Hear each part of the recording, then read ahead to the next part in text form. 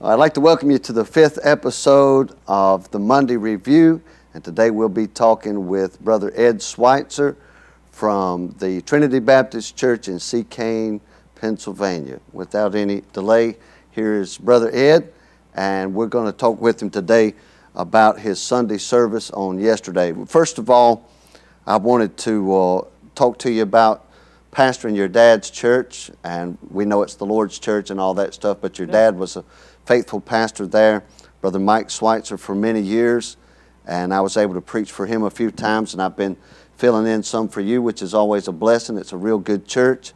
On our YouTube page, we have a little kind of a tour of your church so that we could show our people where it was that I was going when I was going up there to fill in for you.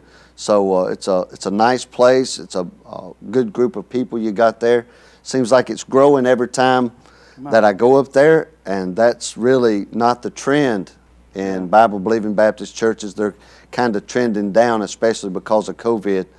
So without too much more introduction, I'll kind of let you talk about taking over for your dad and what that means. Hopefully there's not many cons, but I know that there's pros and cons and everything, so we'll let you talk about that for a little bit. Well, I grew up in church. My dad left. He was in Greenville, South Carolina, Harold Sightler's church for about 7 years or so. Finished college at Bob Jones, believe it or not, and finished there, and then moved up, started the church, and I think it was 36 years. That year would have been 2019 when he passed. Would have been 36 years, and he just labored and worked all that time and built a good group of people and good core of people. And we had some come and go, as every church does.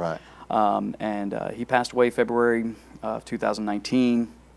And then April 7th, I had been there since 2006. I went away to Bible college, came back, and then in 2006, up until that point, 13 years later, just working there, assistant pastor, associate pastor, however, some people would say co-pastor, whatever the terminology would be, but did that for 13 years and saw the Lord work and bless, and just as any other church, ups and downs and over time, and just kind of how that is. And but just kind of building on the foundation of that 36 years of ministry. And here we're going into this year. This will be 39 years, if I remember correctly. This is in 1982, so 39 years this December. On the first weekend in December, we always have a little anniversary revival that weekend.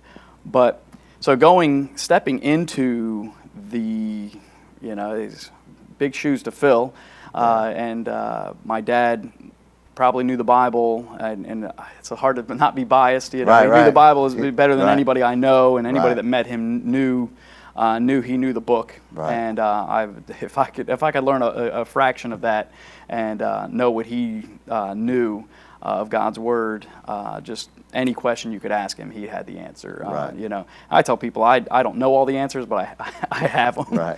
And so thank the Lord for that. Yes, sir. But he just, my hero, and just a great soul winner, great witness. And so stepping into that, as I said, is big shoes to fill and a hard thing. There's a grieving time. And when you go to a church, if the pastor retires, that's one thing. If it's the pastor that has passed away and you go in and you take a church, that's still different than it being my father passing away. And so stepping into that, I didn't think, because I'd been there for 13 years and all that time, I didn't think we'd have a honeymoon period from 2019, April the 7th. This past April 7th was 2 years. And going into that, I didn't know what to expect. I had been doing a lot. My dad's health being what it was, he had an accident where actually a car hit him in the side and he hit his head, and so sometimes he would just have a hard time.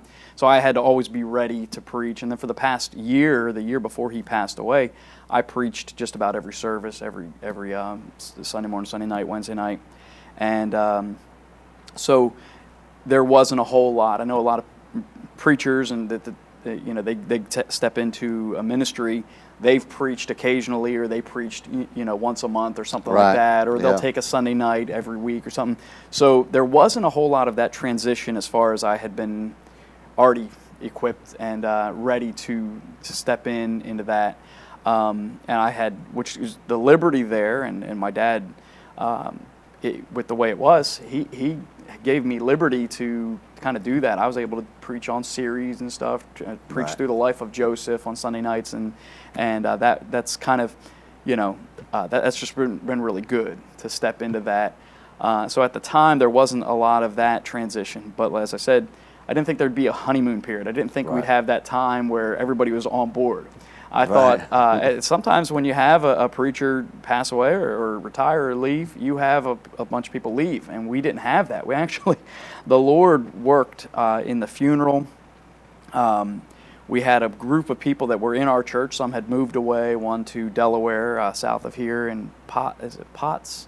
I can't remember what it's called. Down, it's a 50 and up community down southern Delaware, and I can't remember the town. Potts Neck, I think is what it's called. Maybe. Potts Nets, I think, or Potts Net, I think is what it is down there. He had moved down there, and another one had moved to York, PA, and some had moved all over, and a few people had left the church and just weren't going anywhere. Right. And so at the funeral, we had some overflow rooms in our little building that seats about 120, 150 packed in, crammed in. We had 300, and I think my friend counted as 323 people. It was the most we've ever had in our building. And so they were all in the overflow room, but we had opened up a row in the front, and all those people, the ones that had been away, the ones that had left, they kind of had been sitting together, and they all walked in. Right. And they sat down on the front row. And the Lord just worked that out. The one family, the one couple that had been there before, they had left for 3 years, or a little over 2 years, and every night my boys prayed for them. Prayed for Mike and Gina to come back to church, and they know this. If they watch this, that my boys every night praying for them, and so we prayed for them. And here they show up at the funeral, and the Lord brought them back. They got right, and they weren't going anywhere. They always considered our church to be their church, and he wasn't just going down the road. They just got out of God's will and got away, and kind of sojourned in Moab for a little while. Come back, and they're right in. They've been in. They kind of we're going to come in a little bit on Sunday morning. Then they started showing up for Sunday school. Then Sunday night, and now they're in, and just a blessing. And then another family that had been away, it came back. And so we actually had some return of some people, which is good. And then the people were just right in. And then COVID hits. February last year, we got an unexpected offering, and the Lord just worked it out. We were able to pay off our mortgage. It was the final last about $10,000, and we paid it off. It was just, the Lord worked it out, because going into COVID, the offerings dropped. Of course. And so in this time where I'm coming in, this is the first real big test as far as what are we going to do? Are we going to live stream? Are we going to shut down? And with the Lord's help and grace, we didn't have to shut down. We put up hand sanitizers and blocked off every other pew and just kept right on. Didn't have Sunday school for about a couple months, and ended up picking that up I think in June last year. And so the Lord really has just been working, and the church we've had some growth, we've had some people, and as any church that has stayed open, people that I talk to, pastors, they say people are leaving their churches that are closed really at this point for no reason. And if they're closed by now, it's like they're making more money on the live stream than they are. It saves a lot of overhead. Right. And so we have people come in, people get saved, and it's just been good. And it's not a huge jump in numbers, but it's just been good. So the Lord's been blessing in that. Amen. Amen. That's good. Talking about your dad, I remember at Dr. Ruckman's funeral, your dad and Pastor Ryman and myself stopped at a steakhouse there in Pensacola, and he must have told me his whole life story. Oh, I'm sure. Saying it was really good time. A lot of stuff that you meet a guy and you talk to him once a year, twice a year, maybe 3 times a year for 10 years, and you think you know him, really. It's like some evangelists that I've known, they say, well, I've been going to that church for 25 years, I know all those people, but you've only been there 1 week a year, so you've known them 25 weeks. Right. And so that was kind of like, that concept kind of dawned on me as I'm sitting there talking to your dad, and he's telling me about his experiences at Bob Jones and his experiences with at Brother Seitler's, and then his experiences pastoring the church and the ups and downs there. And I'm like, man, I don't really know this guy at all. And I really got to know him that day, even though I had known him for 15 or 20 years. I really got to know him that day. That's good. And one thing that I really appreciated about your dad was he was a Bob Jones graduate. He had known a lot of good men and been a part of their ministries, and had a great ministry of his own in Seacane. But he was your friend. He was down to earth. He wasn't. In his own mind, he wasn't a spiritual giant, but he did know a lot of things. But he was your friend, and he was a Christian first, and that was a great thing. That's a great legacy for your dad, no doubt. And so, talking about taking over for your dad, do you feel like, did you struggle with, or did you feel maybe you didn't struggle with it at all, but you can talk about that a little bit. Did you feel like you had to carry on what he did to the letter, or did you feel like you had to fill his shoes, or have you felt the liberty to move in your own direction? I know even between a father and son, your mind can be divergent from time to time. So talk about that a little bit.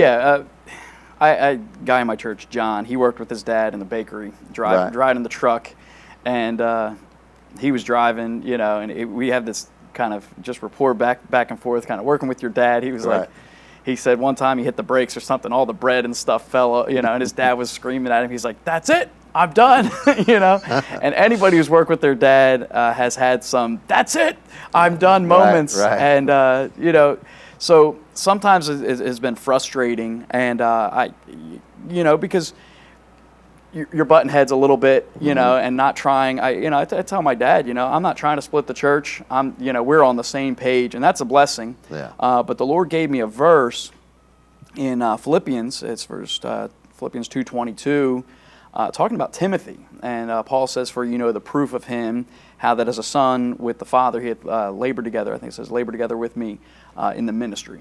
And so that was the verse God gave me when I went away to college to come back and help my dad. And so I wanted to be a help, but there were times where it's obviously pulling my hair out, and there's a frustration part of it because our goals are the same, to see the church grow, and so there were some times where you butt heads.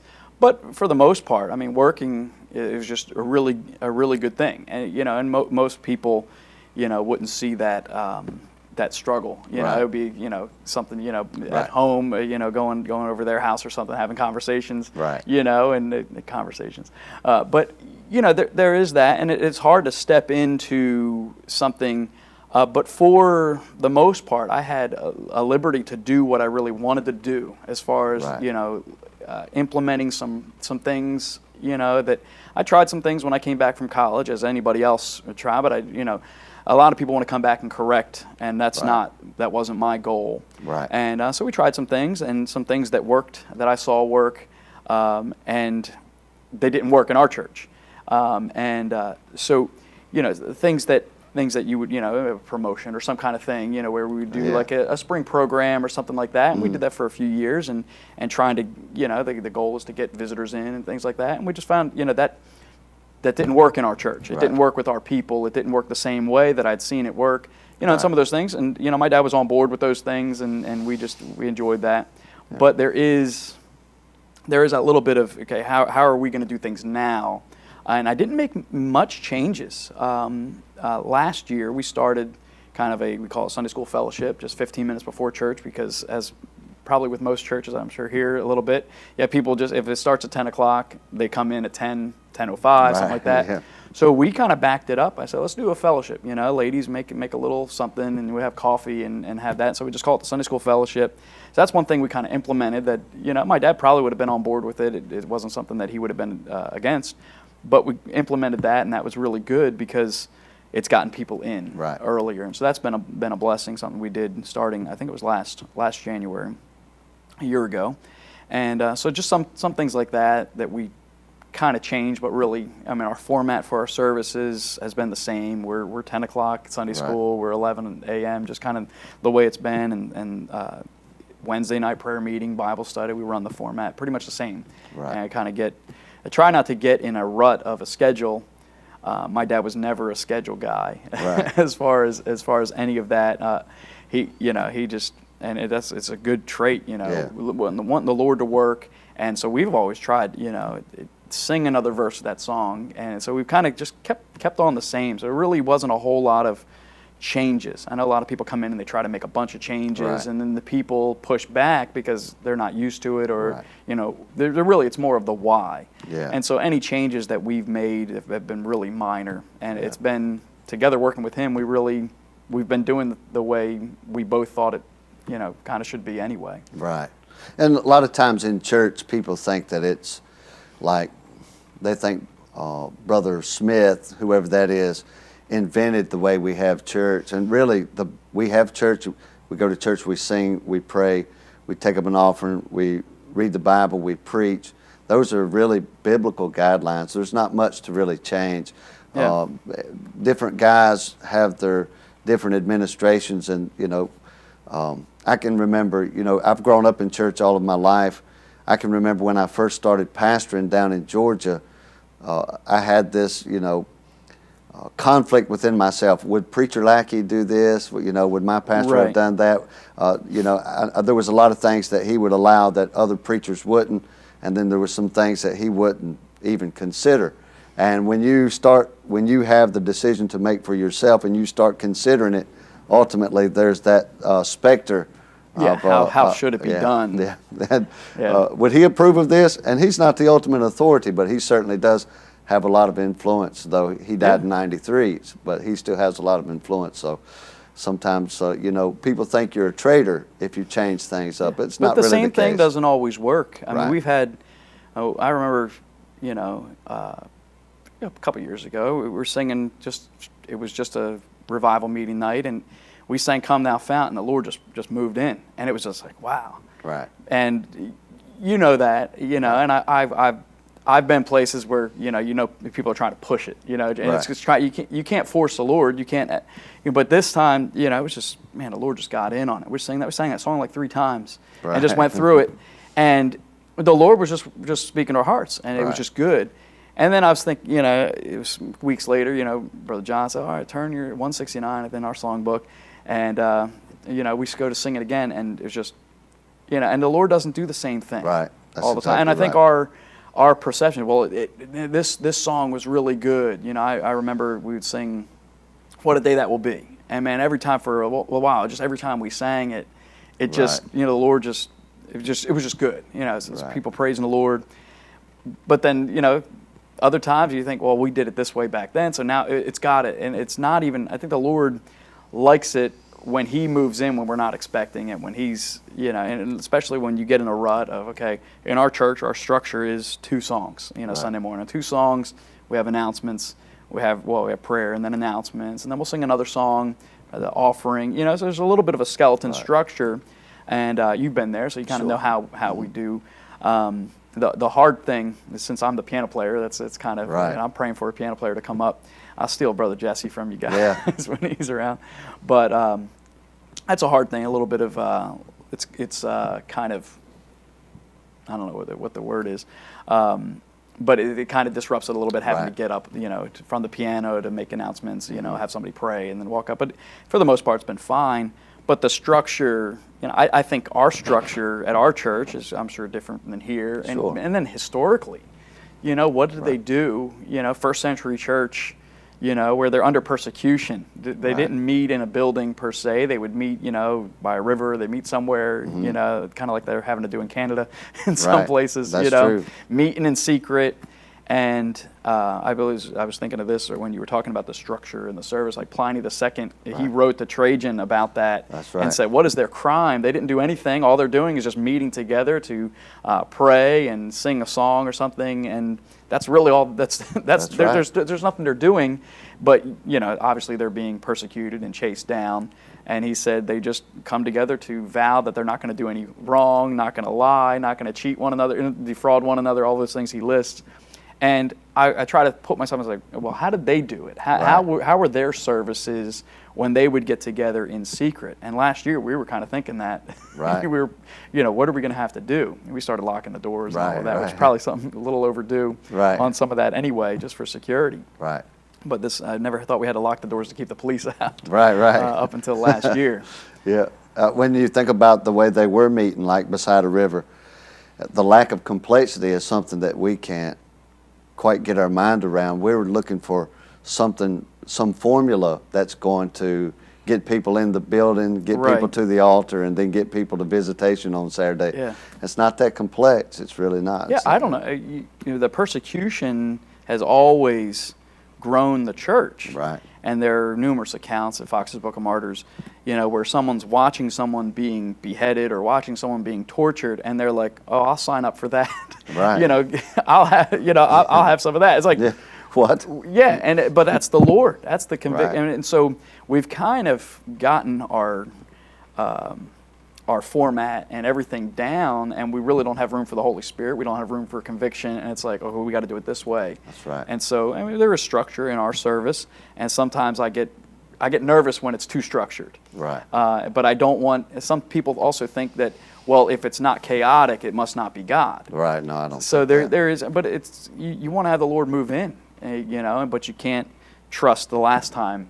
The formula is going to be exactly the same, or the recipe. Right. So. But knowing that we have a biblical guideline on what a church should be, I'm always caught, and I think it's a nice place to be caught. I'm caught trying not to be structured and trying to have structure at the same time, or maybe a structure that doesn't look like structure.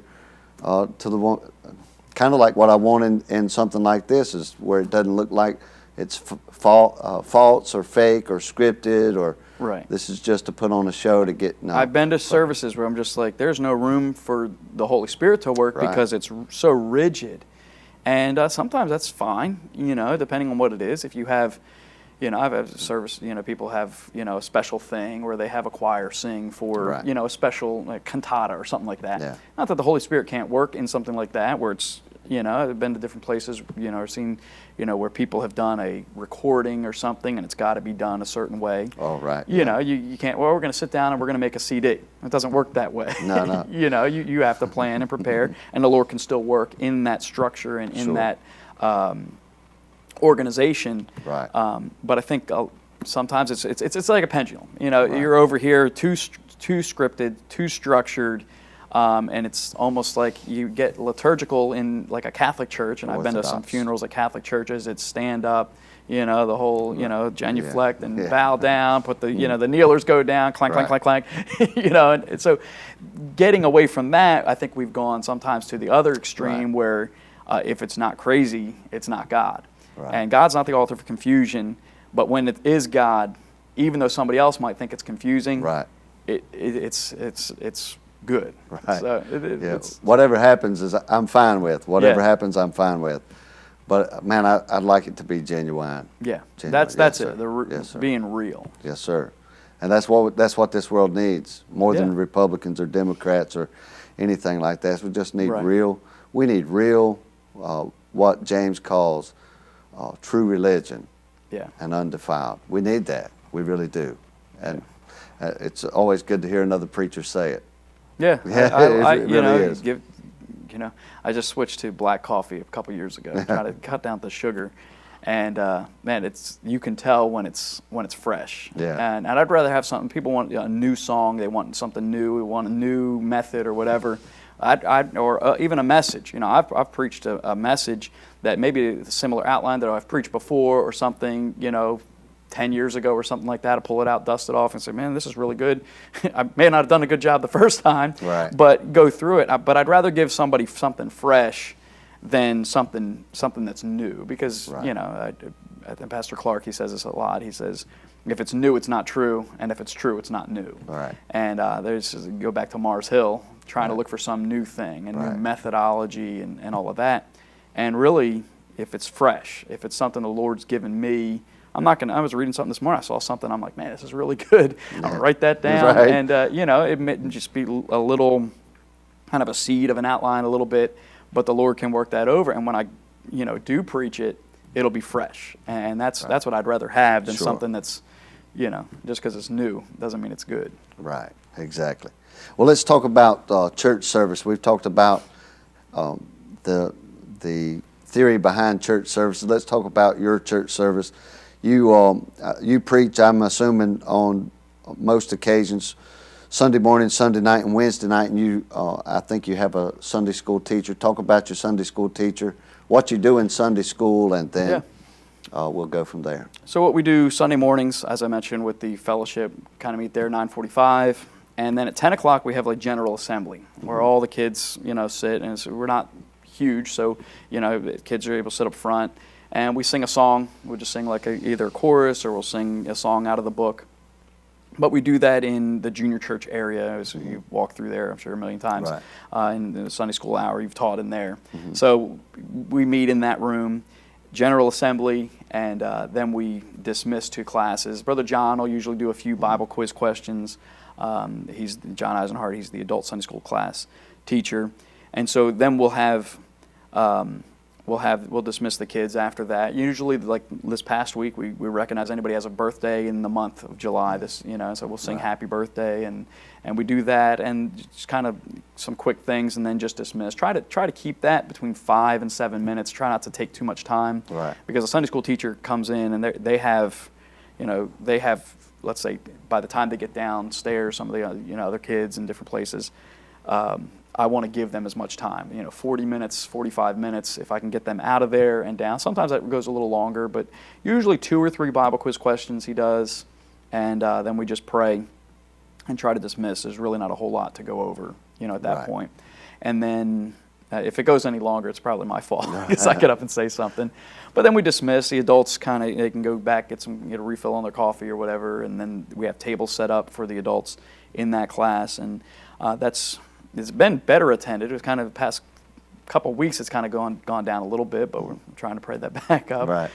So, but then the kids are dismissed. They go downstairs, and at this point, we just have an adult class. And my mom, who had been teaching a ladies' class, she had to step back from that after my dad passed away for a little while. So we'll eventually split that up as the numbers grow. We're actually kind of to capacity, just about in that room. We'd have to either do a different format or different setup as far as chairs and. I like to have people have a table. They can set their Bible on. They can set their coffee, rather than trying to, put their coffee on the ground. I've been places where, and I don't mind, we have the rule, no food or drink in the auditorium. Right. But for the Sunday school, it's just nice to kind of be a little less formal as far as the format goes. Brother Johnson, he's got his desk. He can stand or sit at that table. And then, everybody's got a table there. So it's about 3 in each one. So as that grows, we'll end up having to do something else. Sure. I may end up splitting a men and ladies class, but that's kind of the way it is. And Brother John does a good job in the Sunday school class. And then after about 10 of, we don't have a bell or anything like that, but about 10 of, how it is. They've been pretty good about it. So 10 o'clock, 10 to 11, we dismiss, and then it gives them about 10 minutes to get, use the restroom or whatever, go into auditorium. Right.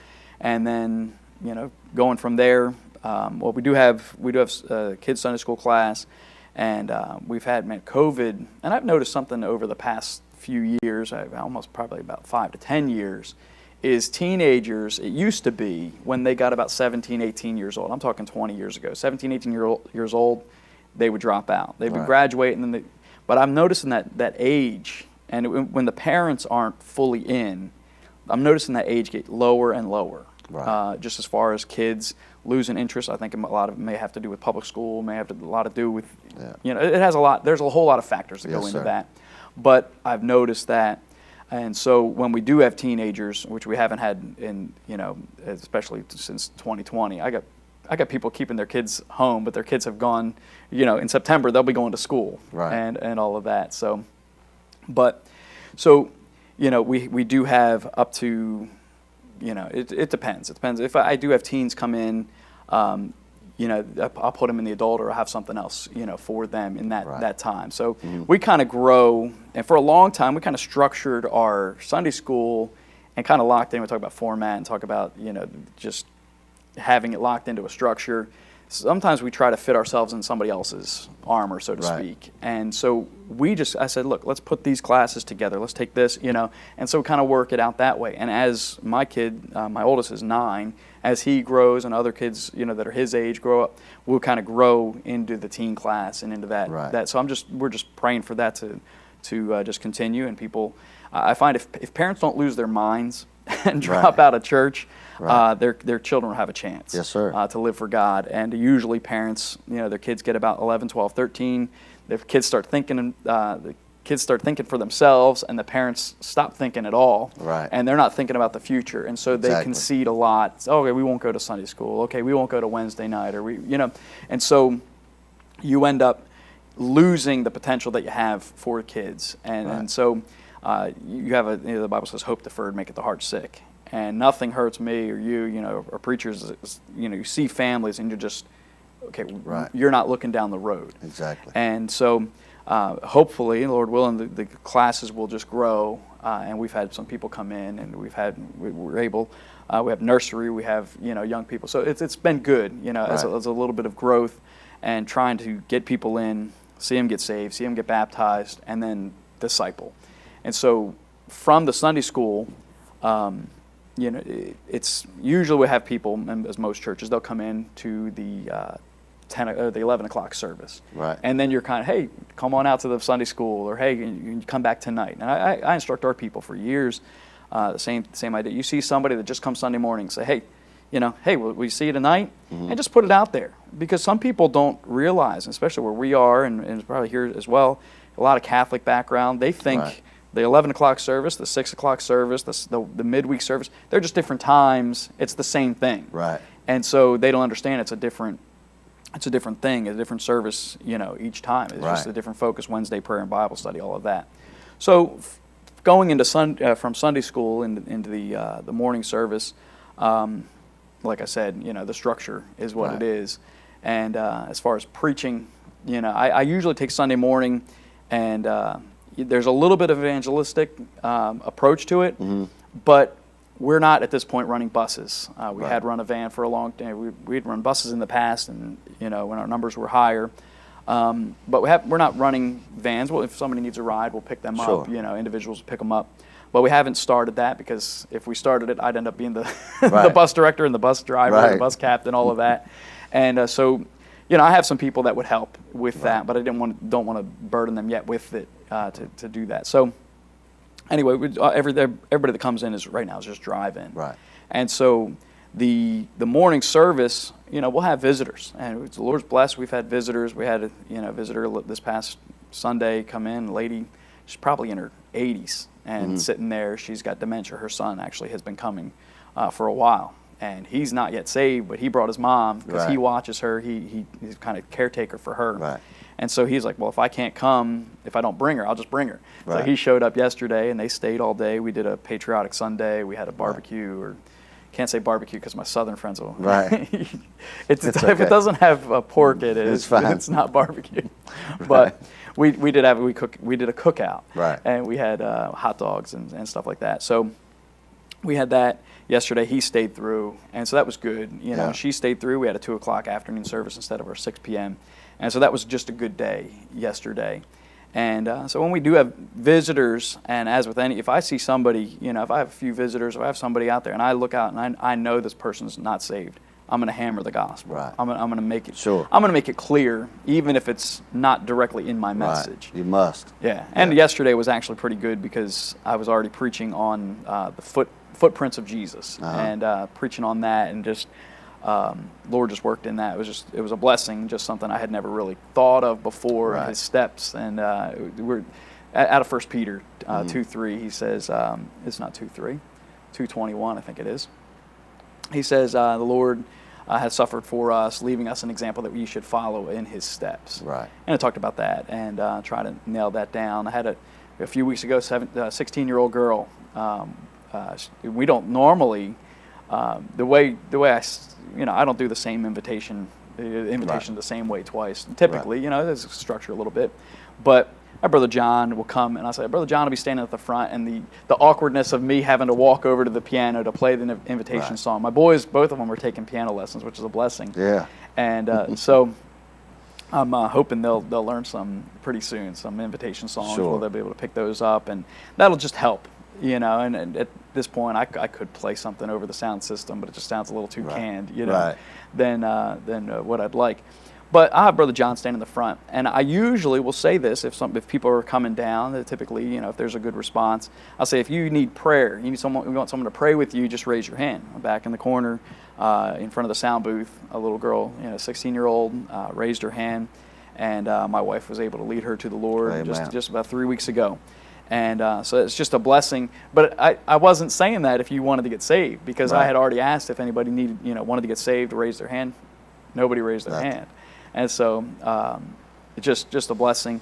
I had one person yesterday raise their hand, wants to get baptized. He had made a profession of faith. So, some really good stuff just watching, Yes, sir. So it's kind of, we've had a pretty good couple years in church, and I think a lot of pastors are like this too. Okay, when's something going to go wrong? Right. And not that it's all been, not that there's not been any problems, but it's just been really good. I watch with Brother Zorn, Brother Cody. He's been there 3 years or so. And they've had a good, some growth and some things like that. So it's it's good, but you're always like, the preachers. If anybody's walking circumspectly, it's the preacher. It's like, okay, something's looking about behind you, make sure nobody's back there. It's going to stab you in the back. That's exactly right. We're about to have a church split or something. Yeah. But I have been filling in from you from time to time. I've been back here from Georgia for 2 years, a little over 2 years, and in that time, probably 5 times, I'm just guessing off the top of my head, that I've filled in for you in that period of time. And I filled in some for your dad. But just in this last 2 years, I've noticed that each time I've come up there for you, the congregation has been larger. Not only that, but you probably have a more diverse church. I'm not saying it's the most diverse church in the whole world, but of all the churches I've ever been in, you have Africans, real people who moved here from Africa. You have what looks to me like maybe a guy that's maybe from Vietnam, or maybe not Vietnam, but Philippines or Asia, somewhere in the Asian world, and he sits back there on the right. And some, perhaps some people with a Muslim background, Indian folks, people from India. And so it looks like you have a wide range of people to preach to, and just something that's in the back of my mind.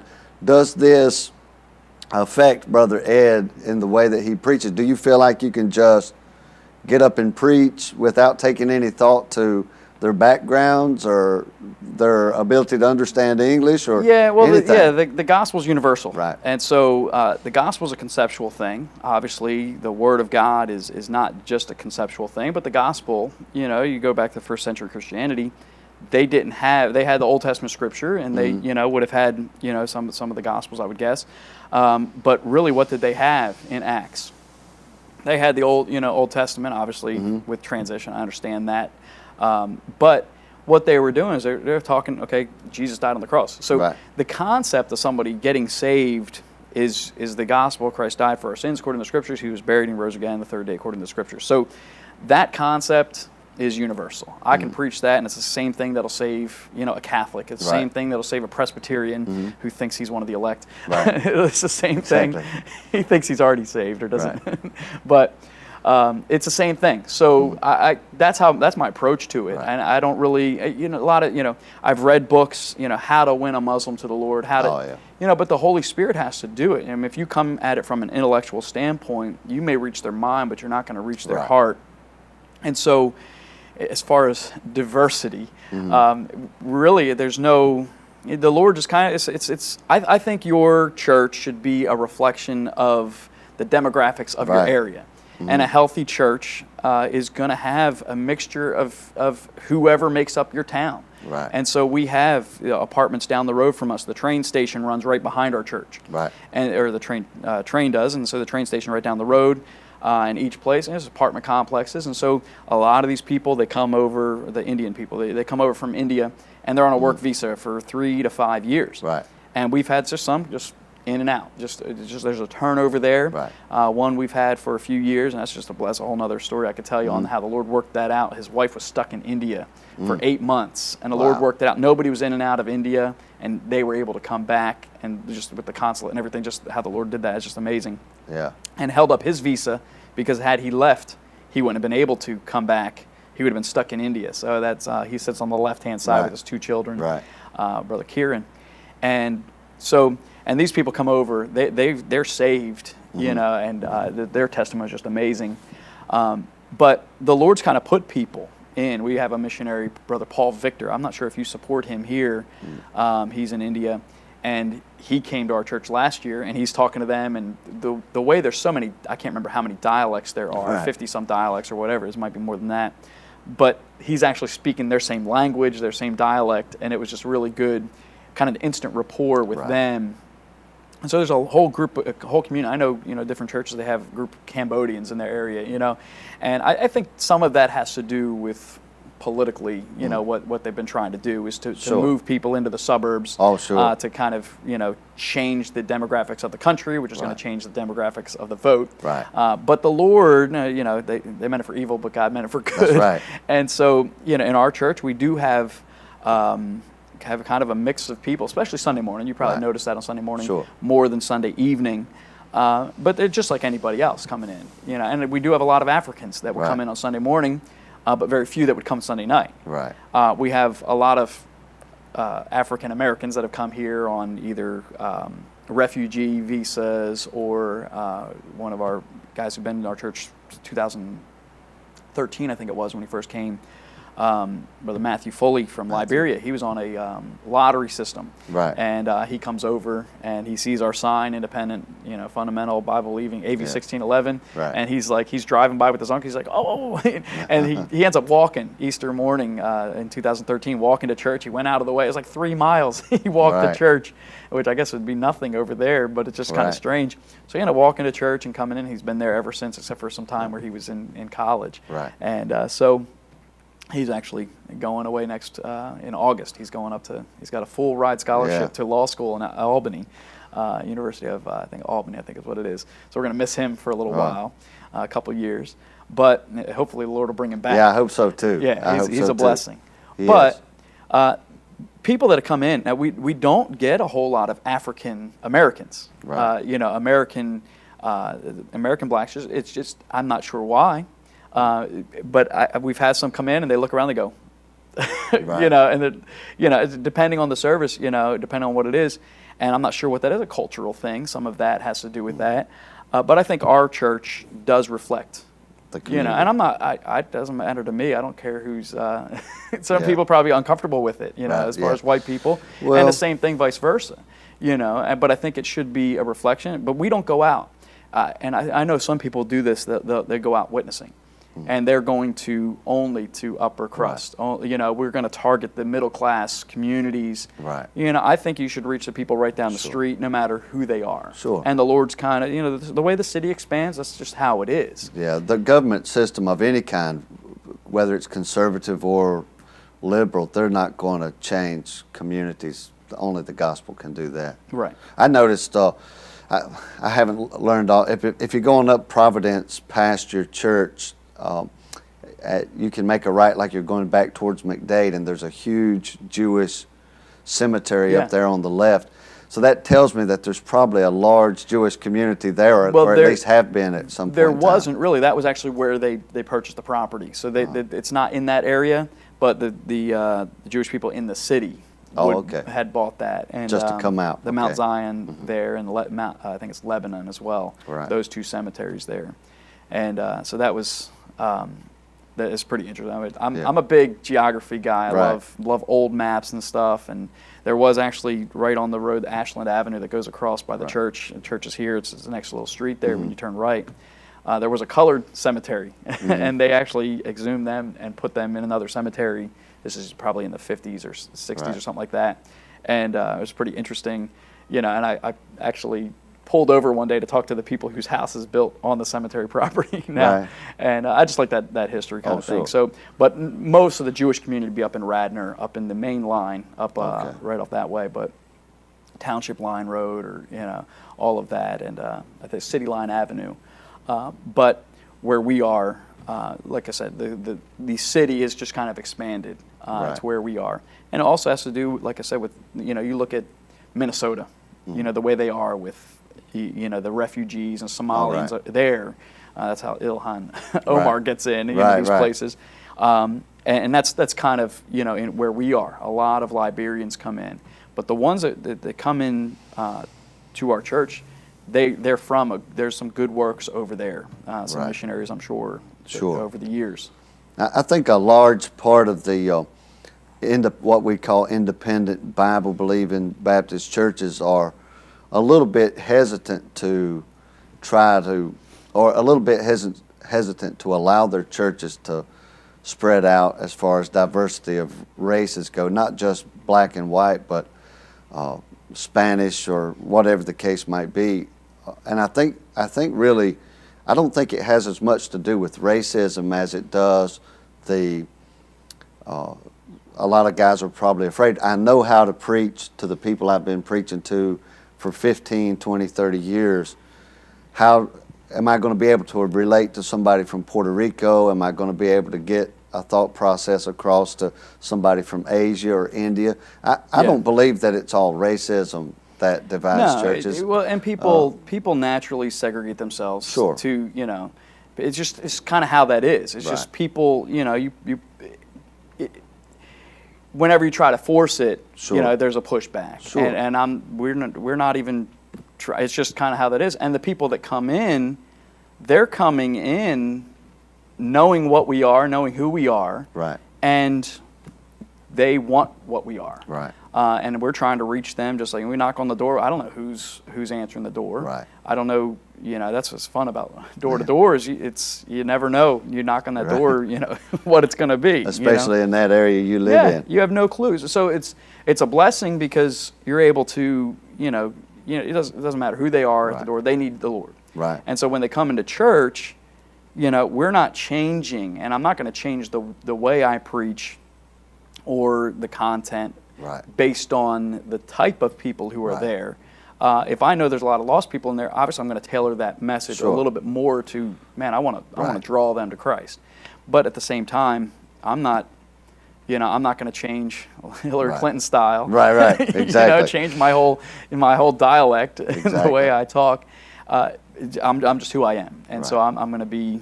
I'm not going to be the next best whoever. I'm going to be the best Ed Sweightzer I can be, and not worry about anybody else. And so when the people come in, it's just who the Lord brings in. Right. So you've been there as the pastor for a couple of years now. Since your dad passed, what are you thinking for the future? What kind of goals have you set for yourself? What do you see? What's your vision for the church? Is basically what I'm getting at, and maybe you've already started that. And I know when I went to Georgia, I had some vision for the church. There had been people that had been there for 20-some years, 30-some years. Church been there about 37 years, I think. They didn't want to go in a different direction. They wanted to come to church this Sunday. They didn't want to think about 70 Sundays from now. And so that can be a lot of people. They're not thinking of the future, and that's where a lot of churches end up. I say a lot of pastors, their goal, they want to preach until they die. Right. But sometimes the pastor stays there until the church dies, and you can't do that. And so I'm even thinking now, okay, what's who's going to be the pastor next? Right. What am I going to do to make this thing allow this thing to be here? And most churches, I don't know what the lifespan of a church. Sometimes it's just 20 years. Sure. I don't really know. I've never really looked at a study on that. A lot of times we see studies and statistics, and it's from every denomination of Christianity outside of Catholic. And so you don't know what you're getting as far as the numbers. They say so many churches closed. Well, how many? Some churches, I'm glad they're closed. Right. Yeah. Because they're not. They don't believe the Word of God. They're not preaching anything. Not even preaching salvation. Whatever. So, but as far as churches, and not everybody has to be like me, Sure. identical, but, you need the book, and salvation by grace through faith, Right. all of that. And so, I don't know what the lifespan of a church is. I don't know if it's 20 years, 30 years, but on an average, what would you say? 25 years? 25 years, something like that. And that's why it's an exceptional thing to see a church that's been around 50, 100 years. Right. And sometimes it's been a restart on a restart on a restart kind of thing. Sure. And so I feel, I am way ahead as far as, just somebody going out and starting a church. If I went out to start a church, I'd have to have a building. Sure. I'd have to have something. I'd be in a storefront. I'd be Sure. doing something. So the Lord's blessed in the sense that I have, such an advantage. Right. You come into a place that the foundation's already been laid. I have some people that have been there for 30 some years. Mm-hmm. Some people, my mom would be the only one that's been there since the beginning. Right. But just a couple years in, Brother Steve Forrest, he's our deacon. Mm-hmm. He's been there, I would say 34 years, 35, something like that, somewhere around in there. And maybe 1986 or 7, somewhere around in there. So it's a long time. And then I have some people, the first service that we actually had in our new building, in the building that we purchased, that's a whole nother story, but that had closed and all of that. And nobody was just down to about 3 families when we bought the property. They wouldn't merge, and just some things that happened, which was really kind of, we ended up having to buy the property, and here we are, just paying it off 25, 27 years later, that kind of thing. But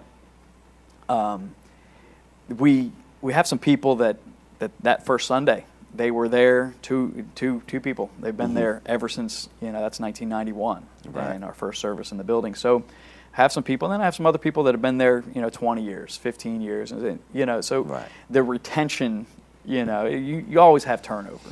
But you got to have that backfill. You got to have new converts. You got to have people that are going to stay. And I have we have some really good foundational members that are just they're going to be there. They're not just loyal to my dad. They were loyal to him, but they love me. They're behind what we're trying to do. Right. So forward thinking. With our church, one of the biggest things was paying off the mortgage. That was a huge thing. That is huge. And I don't really want to get into any debt. If we build something, we do anything, I want to save up for it if possible to pay it off. I think and it's probably maybe a little off topic here, but I think one of the biggest things, you can edit this out, edit this later, but one of the biggest things is going to happen. I think the insurance companies are going to go after churches, drop their insurance, and so obviously with the mortgage, you're going to have insurance, so there's going to be some pressure. You got to do this for COVID or whatever the next thing is. And then the banking industry, we saw that with the gun industry, where they were just calling their loans. Right. And they had to, scramble to find lenders that would take them on. So I think some of that is going to come into play in the IRS, and some of that where they start militarizing the alphabet soup. The IRS and different IRS, all that stuff. And so when they start putting that, and then they put pressure on the churches, I think we're going to have some undue pressure financially. Sure. If they start saying, okay, no more tax exemption. I know there's going to be a huge pushback, and a lot of churches are probably going to split. Oh, sure. We're Anabaptists now, right. But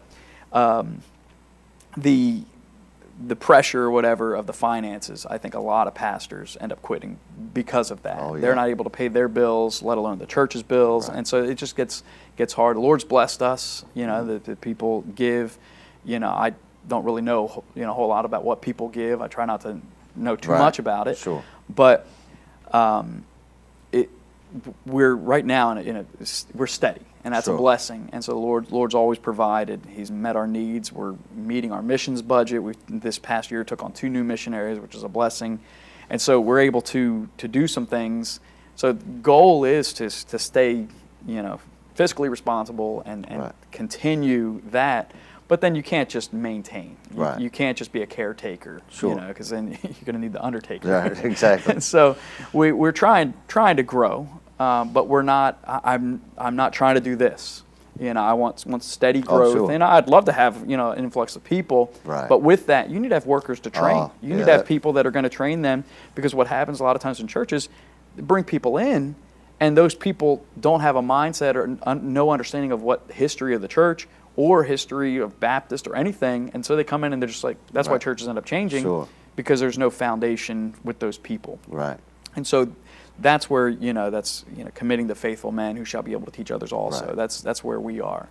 So I don't know what the Lord would have for us down the road, potentially maybe start a Christian school or something, but I have a really big hesitation to that, That's it's a hard thing. Heavy load. Yeah, and so we try to start ministries. We just started a Bible handout ministry. We started a few months ago, and I had Brother Netterville, Scott Netterville, come down. He's from Terry Angel's Church in Illinois, and he came and just set up a sign, free Bibles, and in just a few days, a couple hours of time, we give out 91, 92 Bibles. Just people pulling in the parking lot. We go to there's a Ruby Tuesday at the mall, whatever, if there's a mall left in America, but with a closed down mall, and it's shut down, Ruby Tuesday. So we park there, people just pulling off the road and taking Bibles. Oh, that's so good. I just ordered some banners and some signs that say free Bibles with arrows, to set up on the road. Right. And we're starting that, and along with street preaching, different things, that we've been doing. And so that's good. Street preaching is one of those things that we do for a little bit, and then because it's not on the schedule, for us. And I know some churches will go every Sunday afternoon or every Friday or Saturday, which I'd like to implement more. But sometimes I think some of those things become a burden on people when it's on the schedule. When it's we do thing. soul win at 10 o'clock on Saturdays. But I'd like to have more of a time where we're saying, okay, this is street preaching and Bible handout time. Yeah, a lot of preachers really don't understand. I shouldn't say preachers. A lot of pastors don't understand that as soon as you say we're going to have visitation every Saturday at 8 o'clock, you just took away from his perspective, you just took away his Saturday for the rest of his life. It may not be that might not be your intention, but when you say we're doing this at this time, that loses a lot of people. You can schedule, obviously with church services, they are what they are. Right. We're gonna meet Sunday. Yeah, that's traditional. instituted. Right, and that's something that 1 Thessalonians, he said, keep the traditions which you have. That's something that we're not going to stop. Right.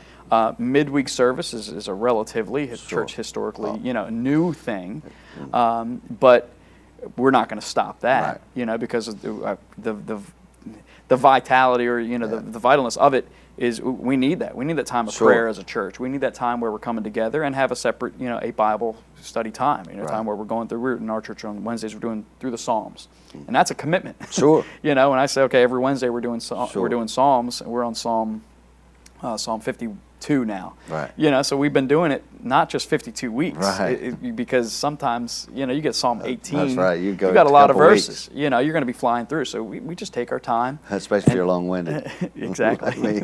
Like I am right now.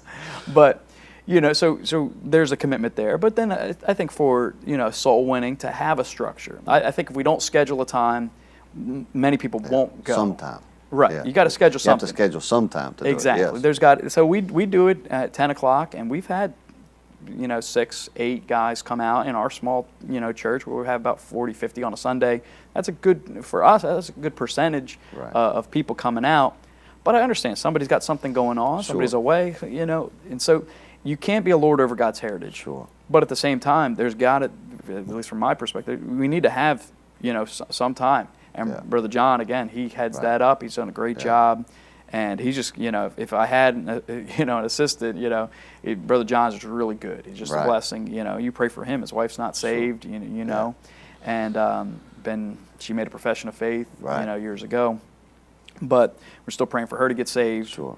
But here he is. He's not in the ministry. He's not, but he's taken that. He's structured. He's got our maps. He's got areas where we're door knocking, and then follow-up visits of people that have visited the church. It's just been a really good thing.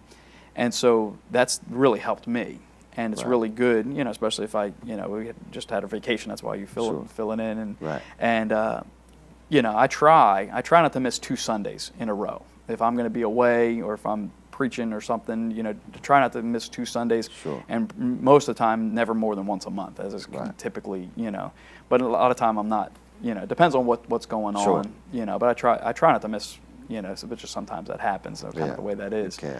Schedule-wise.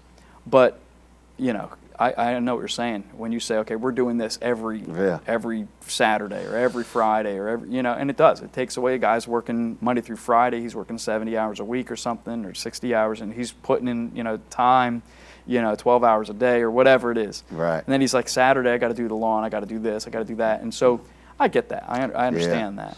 I grew up, and we started going to church in '74.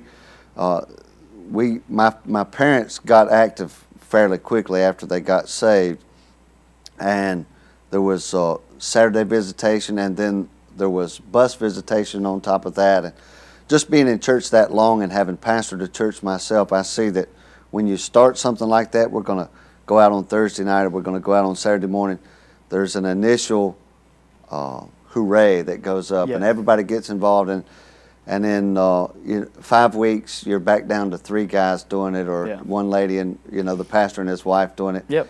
And so I even saw in the church that I grew up in the things becoming mandatory. You're either going to be here on Saturday morning or you're not going to have this position or that position, and to the point where the whole thing becomes a machine, a mechanism. And I think Christianity is done best when it's done because, you get saved because you believed it and you want it. And when you believe in something, like, it's always going to be better. It's always going to be more productive. It's always going to be more fruitful if you can keep the people interested in it. I found at People's that if we would have street preaching once a month, and that we would have maybe an organized visitation, maybe it wouldn't, maybe you don't have to put the burden on everybody. I'll take Brother Nathan with me this week. I'll take Brother Chris with me next time. I take, and a person could do it any way they wanted to, but there has to be, you have to foster in the people that's going to your church the and you don't want the performance-driven. Right. Well, I'm out soul winning, and people will start thinking they're accomplishing something because they're active, and I don't want that. So we were doing for years, maybe a couple years. We did soul winning every Sunday, or street preaching every Sunday after the morning service, and it was you could see it getting to be a burden. We did for a while. We called it Fellowship Sunday, and it was I can't remember what it was, first Sunday of the month or something, or whatever it was, and we would do an afternoon meal together, and then an afternoon service at 3:00 instead of 6. Right. And that became a burden. The same few people were working, the same few people were doing all, just serving and clean up and everything. And I just noticed that, and my dad was still the pastor at the time, and it was just like, and I had, like I said, I had the liberty to kind of say, okay, we're not doing this anymore. And we just said, we're not going to, because we're burdening people. Right. And it just became too much. And if you try to, Paul talked about that, I'm not putting no other burden on you, and you're putting, not by constraint, he talks about. And so when people feel like they're forced to do it, they may do it and please you, but then they're not really pleasing the Lord, because they're not, we serve the Lord Christ, he said. That's our goal. And so it should be out of love. And so to try to keep that, otherwise you got to have a promotion every 6 months we got to have a big push to get people out soul winning, because they're going to fizzle out in 6 months. So we haven't really done a big thing. We do, every revival, like I'll get this next week, I'll get 5,000 flyers, and we do the neighborhoods, and just I have a lot of people show up for flyer blitz. Sometimes we'll do a breakfast or a little thing and just get people out, and we'll put a flyer on every door, and that's a small, 5,000 is nothing, as far as that, as far as outreach.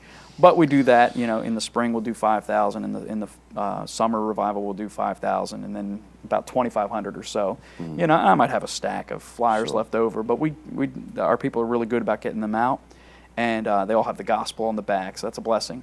But I find people, they'll come to that, but they won't come door knocking, because they may be intimidated by door knocking. I have other people that would go to the Bible handout ministry that we're starting. But they won't go door knocking. So it's a little bit easier. People are coming to you.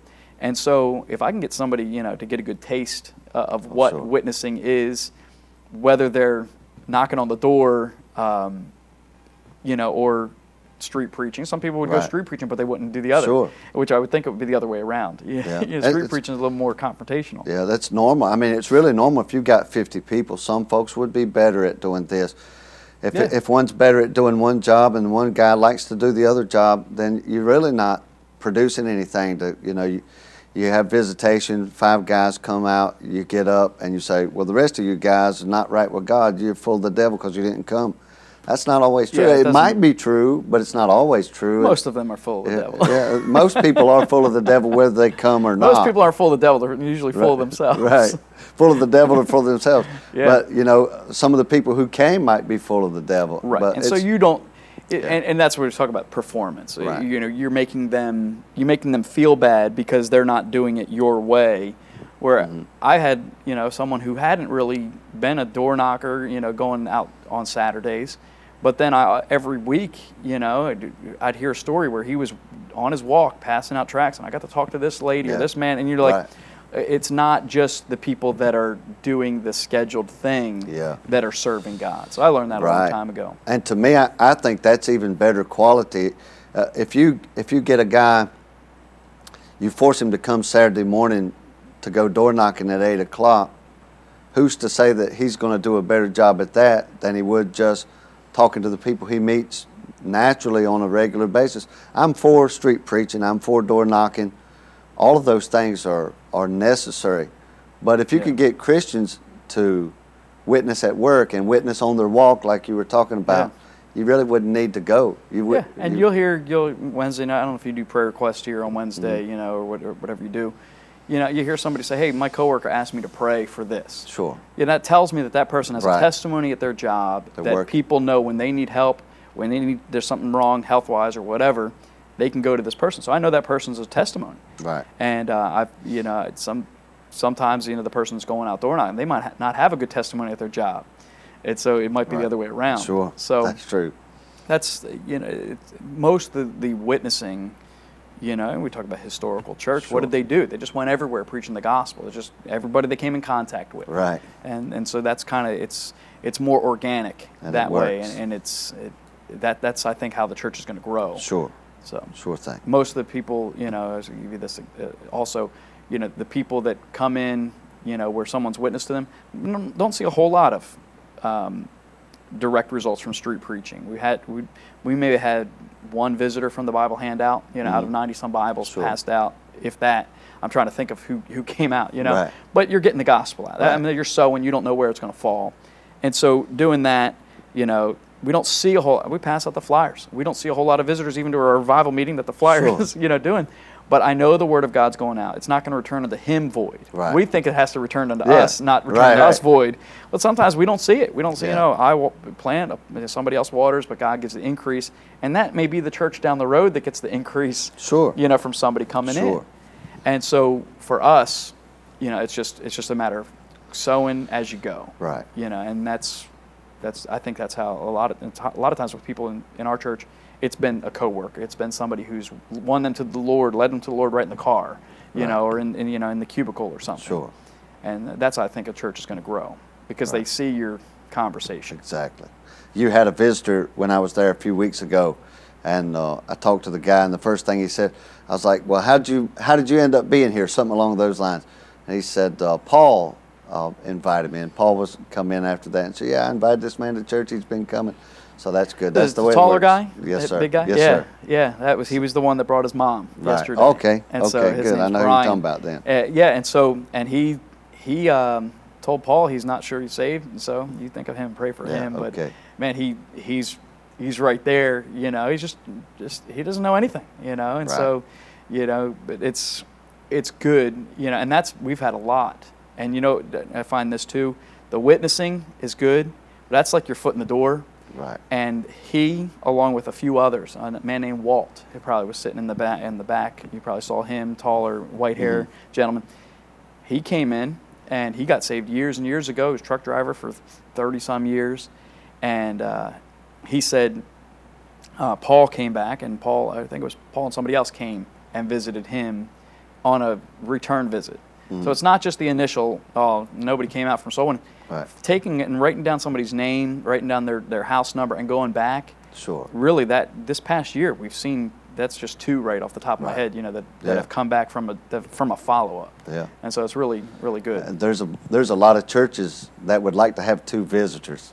Yeah, Yeah, we get them in all the yes, time, sir. you know, and it's just the Lord works it out. And I find this too, when we're faithful to witness, when our people are faithful to go, God sends visitors from somewhere else. Absolutely. And that's where he talks about, have reaped where you haven't strawed. right. And we haven't sown in something, you know, and just Lord sent Right. somebody out. So That's right. That's I the believe Lord's that economy that way. I believe that with all my heart. Well, look, we're probably pushing up on about an hour here, so Yeah. let's have a word of prayer. Pray for your church, and I'm hoping the people that watch this will pray for your church, and I hope to see your church keep going up. Yeah, I appreciate the All right. invite, and just a blessing. And if we can be a blessing, you know, we try to be a help to preachers and different people, you know, as far as our prophets chamber, different Sure. things. So Sure. I hope that this will be a blessing and help to Amen. them, at least encouragement. And it was an encouragement to me as Amen. well. How about praying for us? Lord, we thank you for today. Lord, thank you for Brother Easter. Lord, thank you for Brother Ryman and this church. Lord, thank you for faith, their stand over the years on your word. Lord, and I just pray that you just bless them. Bless those that will watch this. Lord, I pray that be a help to them and encouragement to them. Maybe a larger church or maybe a smaller church as ours. Lord, find something that could be helpful to them and encouraging to them. Lord, I pray that you just help us to keep on, keeping on for you, Lord, and just not quit, not faint in the day of adversity, Lord. And I pray that you just help us, Lord. We don't know how soon it is till your Son comes back, Lord, and takes us out of here, Lord. But I pray that you help us to be faithful until that day. And I pray that you just work.